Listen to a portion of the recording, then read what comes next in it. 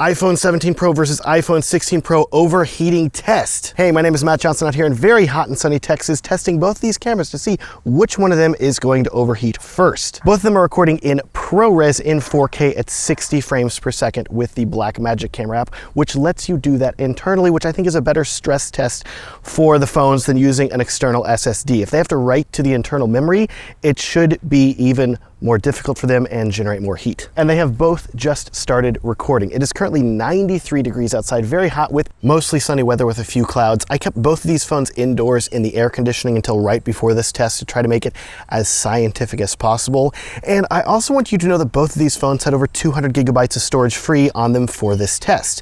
Even if the Blackmagic camera app reports that they have less storage, I've not found the numbers in that app to be accurate. And I want you to know that both phones had plenty of storage free in the app. Now, when I say this is an overheating test, it is a little more nuanced than that because I'm not necessarily expecting either of these phones to overheat and stop recording. What's more likely going to happen is that one of the screens is going to dim down to basically the minimum brightness level to prevent the phone from overheating, and that really sucks whenever you're filming. So that's a bit more of what I'm expecting this test to be. It's going to be a test of which one of these screens dims first.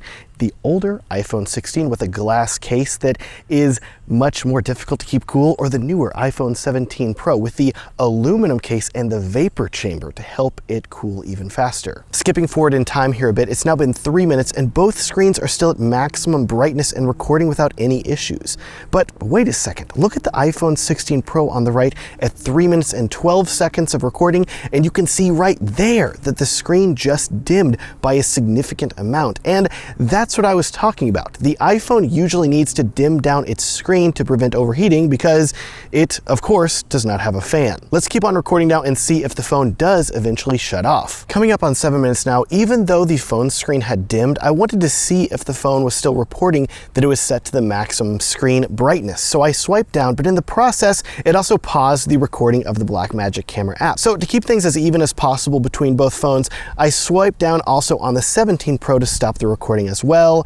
Don't worry about the Paw Patrol theme song on my recently played song list. And then here's where the iPhone 16 Pro started to die, because after only 18 seconds of recording its second clip, the recording stopped. I ran into a strange issue with Blackmagic camera on the iPhone 16 Pro. The storage indicator started flashing and then it just turned off and stopped recording. So then I restarted and it did it again. And the phone has plenty of storage, so I'm really not sure what the issue exactly is with that. Spoiler, I figured it out. The iPhone 16 camera was overheating, which is why it kept stopping. I just don't know if the Blackmagic camera app has a specific warning in it for it to tell you that the phone is overheating, or it just says, hey, the recording stopped and we don't know why. But I want you to know that after I took the iPhone inside and allowed it to cool, the storage stopped flashing red and it showed that it had more space to record more videos, and the phone was then able to continue recording video normally, which confirms that this was an overheating issue for the iPhone 16 Pro. This tells us also that the vapor chamber of the iPhone 17 Pro is working exactly as it should. And whenever I touched the back of each phone, the 16 Pro felt significantly hotter because it was retaining a lot of its heat, and the titanium and glass were not dissipating it nearly as well as the iPhone 17 Pro with its aluminum body and vapor chamber. Quick update for y'all, it is now the next day because I had to stop after the iPhone 16 Pro overheated because I had to go be a parent to my children. But now I'm back outside and it's the next day and we're continuing the overheating test. The weather is essentially identical today. It's about 90 degrees outside, but it feels like 92. And I have the iPhone 17 Pro back out here with the same setup as before, same position with the Texas sun beating down overhead. And now I'm gonna start the video recording again in 4K at 60 frames per second in ProRes. And I'm gonna hang out here in the sun, waiting to see if the iPhone 17 Pro does eventually run into the same issue that the 16 Pro did, where it overheated and stopped recording, or if it can keep recording basically indefinitely. I'm also interested to see if the screen will dim at some point like the 16 Pro did, because I assume it will need to at some point, but who knows? I'm out here sweating for you because you wanted me to do this test. I had a ton of people comment on my iPhone 17 Pro review saying they wanted to see an overheating test, and so here I am. And if you haven't watched my iPhone 17 Pro review, what are you doing? I'll link it up in the corner and down in the video description. Let's now fast forward a bit and wait a second. It looks like the iPhone 17 Pro screen just dimmed, and it's only been 4 minutes and 5 seconds. That is not what happened yesterday. Let's keep going a bit. And there it is. Recording automatically stopped after 5 minutes and 47 seconds, but then I was able to start it again and it kept recording for 2 minutes and 14 seconds. Longer than the iPhone 16 Pro could before I started it again for the third time, and it lasted for 59 seconds. Looking at the weather today, I do think that there's been less cloud cover and more direct infrared heat from the sun on my phone, which can make a massive difference in how long a camera can last before it overheats, which is why I would still say that the 17 Pro is better than the 16 Pro whenever it comes to overheating, like we saw in the test yesterday.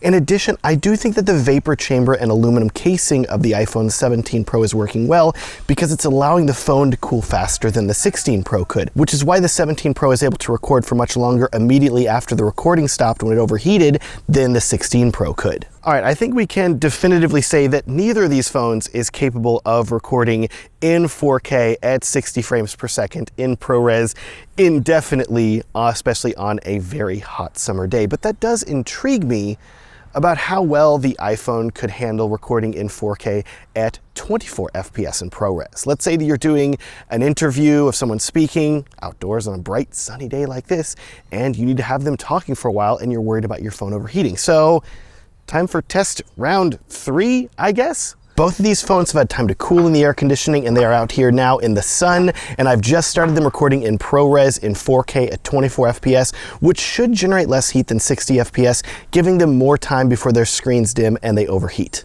And now we play the waiting game. And here we are right at about 3 minutes and 10 seconds. The iPhone 16 Pro screen has started to dim. It's getting too hot for it to keep up with the recording. Then, yet again, just like it was when recording in 4K at 60 frames per second, the iPhone 17 Pro screen dimmed as well at exactly 4 minutes and 5 seconds. Speed up again until 5 minutes, and the iPhone 16 Pro screen brightness just took a dive again, and it's getting pretty difficult to see on this bright and sunny day.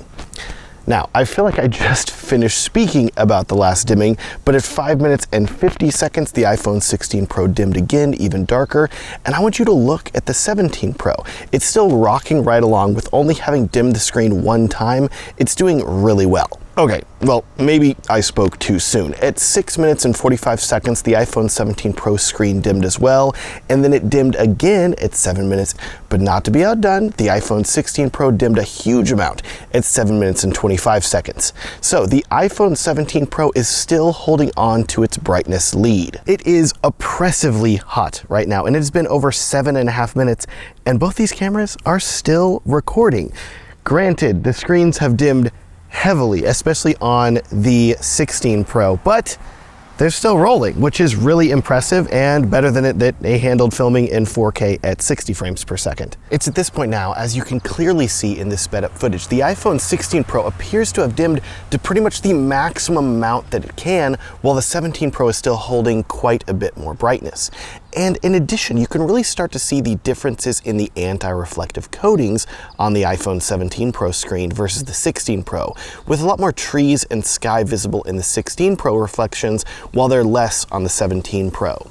Whenever you combine these reduced reflections with the better cooling of the 17 Pro, this really makes viewing the screen easier, and I'm really happy that I'm able to show that in this overheating test. We are coming up on 20 minutes, and both of these phones are still recording. Both of these phones are still holding steady at their brightness levels, and they have for quite a while, but finally, right at 26 minutes, the iPhone 17 Pro got too hot, and while it kept recording, it dimmed its screen down to roughly the same brightness level as the iPhone 16 Pro. Then this is where things get really interesting, because at about 28 minutes into recording, a cloud covers the sun, and looking at the screens of both phones, the 16 Pro actually looks a bit brighter than the 17 Pro, but I don't think that's actually the case.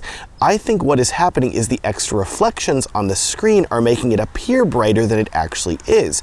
Because if you look at the left side of both phone screens, it's way easier to see the side of the building and its bricks on the iPhone 17 Pro than it is on the 16 Pro.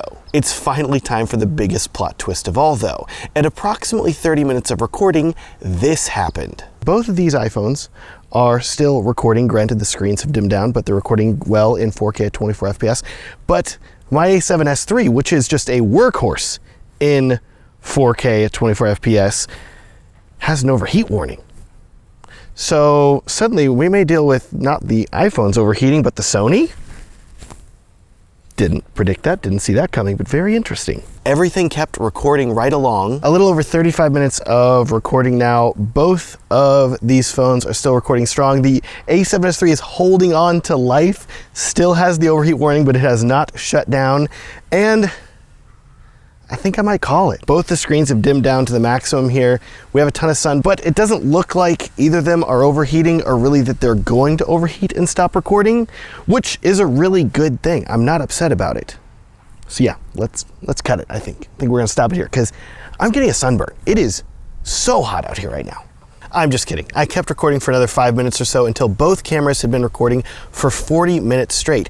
And just whenever I stopped them recording, my A7S III died and overheated literally 4 seconds later. So I guess the iPhone 16 and 17 Pro will outlast the A7S III whenever it comes to overheating. I didn't think this was gonna end up being an overheating test of the Sony A7S III versus an iPhone, but that's kind of what it turned into. Regardless, once I stopped the phone's recording, the estimated recording time on both phones was blinking at me very rapidly and red in the Blackmagic camera app. And I think it was trying to warn me that both phones were very close to overheating. So I tried to overheat them by starting the recording again for a while longer just to see if they would stop recording, but they both kept going. So what have we learned from this? I think we've learned that neither the iPhone 16 Pro or the 17 Pro with its updated vapor chamber and aluminum body are built to record ProRes in 4K at 60 frames per second outdoors in the summer indefinitely. But judging from this test, I think that if you were filming smaller video clips that were say 20 to 30 seconds in length at a time in 4K 60 or even 4K 120, you would be fine. And in addition, if you needed to record a much longer clip, as long as you stuck to 4K at 24 FPS, you would be fine with either of these phones. But as we saw in all of these tests, the iPhone 17 Pro with its better passive cooling was able to keep its screen brighter for a longer period of time before it had to dim to prevent the phone from overheating. And so if you are someone who films outdoors with your phone often and you live in a hotter climate, that is where the iPhone 17 Pro starts to make a lot of sense over the 16 Pro. Throw in the ability for the camera to record in ProRes RAW, which is going to give you truly gorgeous footage, plus an enhanced telephoto camera, and I will say that so far I'm very happy with my purchase of the iPhone 17 Pro. If you want to learn more about the video recording capabilities of the iPhone 17 Pro, I highly recommend watching my review. It's linked up in the corner and down in the video description. And if you like how the colors looked in this video, I want you to know that all this footage was colored with my color presets that work fantastically with log footage from a wide variety of cameras, including Apple Log 2. Please like this video if you enjoyed it, subscribe if you want to see more videos about iPhone filmmaking in the future, because I have a lot more videos planned, including how to film with the best settings for the Blackmagic camera app, the Final Cut camera app, how to film in ProRes RAW. A lot of tutorials are coming and I would love if you would check them out, so please get subscribed. Thanks so much for watching and have a great day.